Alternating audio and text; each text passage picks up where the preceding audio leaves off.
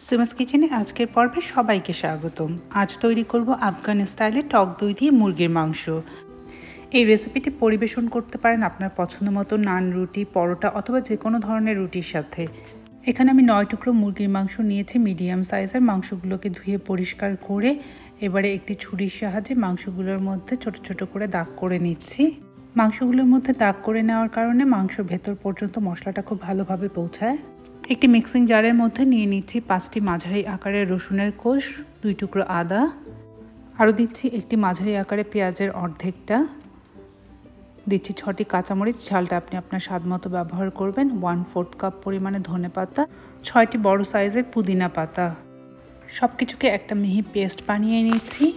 অন্য আরেকটি বাটিতে নিয়ে নিচ্ছি 1/2 কাপ টক দই, 1/4 কাপ পরিমাণে ক্রিম, 1 টেবিল চামচ লেবুর রস, 1 চা চামচ গরম মশলা, 1/2 চা চামচ জিরার গুঁড়ো, 1/4 চা চামচ গোলমরিচের গুঁড়ো, 1/2 চা চামচ লবণ এবং আগে থেকে ব্লেন্ড করে রাখা মশলাটা দিয়ে সবগুলো উপকরণকে খুব ভালোভাবে মিশিয়ে নিচ্ছি।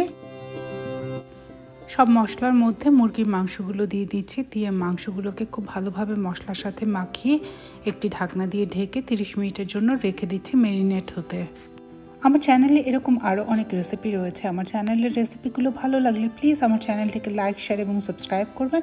আর কোনো প্রশ্ন থাকলে অবশ্যই কমেন্ট করে জানাবেন। আর যারা নতুন করে আমার চ্যানেলের সাথে যুক্ত হয়েছেন সবাইকে আমার পক্ষ থেকে অনেক অনেক ধন্যবাদ।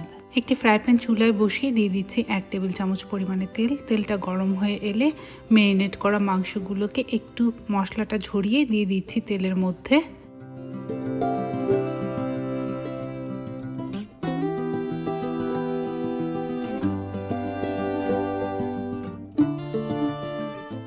মাঝারি আঁচে মাংসগুলোকে 3 মিনিটের মতো এক এক পাশ ভেজে নিচ্ছি, অথবা যতক্ষণ পর্যন্ত না মাংসগুলো চারিপাশ থেকে হালকা বাদামি রং চলে আসে ততক্ষণ পর্যন্ত ভেজে নিচ্ছি। ভাজা মাংসগুলো তুলে নিচ্ছি একটি প্লেটে। একটি কড়াই চুলায় বসিয়ে দিয়ে দিচ্ছি 1 টেবিল চামচ পরিমাণে বাটার। বাটারটা গলে গেলে এর মধ্যে দিয়ে দিচ্ছি 3টি এলাচ, দিচ্ছি 4টি লবঙ্গ এবং 6টি আস্ত গোলমরিচ। এগুলো একটু ফুটে উঠলে প্রায় মিনিট খানেকের মতো নাড়াচাড়া করে এর মধ্যে ম্যারিনেট করে রাখা যে বাকি মশলাটা রয়েছে সেই মশলাটা দিয়ে দিচ্ছি। মশলাগুলো বাটারের সাথে নাড়াচাড়া করে খুব ভালোভাবে মিলিয়ে নিচ্ছি এবং অপেক্ষা করছি যতক্ষণ পর্যন্ত না মশলাটা খুব ভালোভাবে গরম হয়ে যায় ততক্ষণ পর্যন্ত। মশলাটা খুব ভালোভাবে গরম হয়ে গেলে এর মধ্যে দিয়ে দিচ্ছি ভেজে রাখা মাংসগুলো দিয়ে নেড়ে মিলিয়ে নিয়ে একটি ঢাকনা দিয়ে ঢেকে রেখে দিচ্ছি প্রায় 8 মিনিটের জন্য। এই সময় আমার চুলার আঁচটা রয়েছে মিডিয়াম লোতে।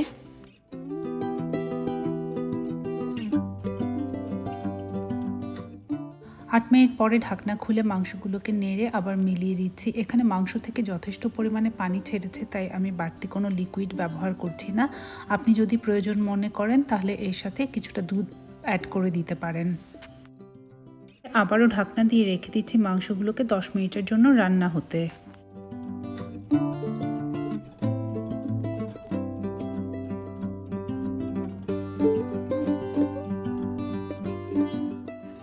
দশ মিনিট পরে ঢাকনা খুলে দিয়ে দিচ্ছি 1 মুঠো ধনেপাতা কুচি। ধনেপাতা কুচিটাকে নেড়ে মিলিয়ে নিচ্ছি এবং একবার চেক করে নিচ্ছি লবণের পরিমাণটা ঠিক আছে কিনা। এবারে নেড়ে মিলিয়ে নামিয়ে নিচ্ছি।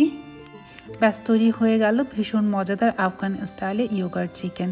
কেমন লাগলো আজকে আমার এই রেসিপিটি জানাবেন নিশ্চয়ই।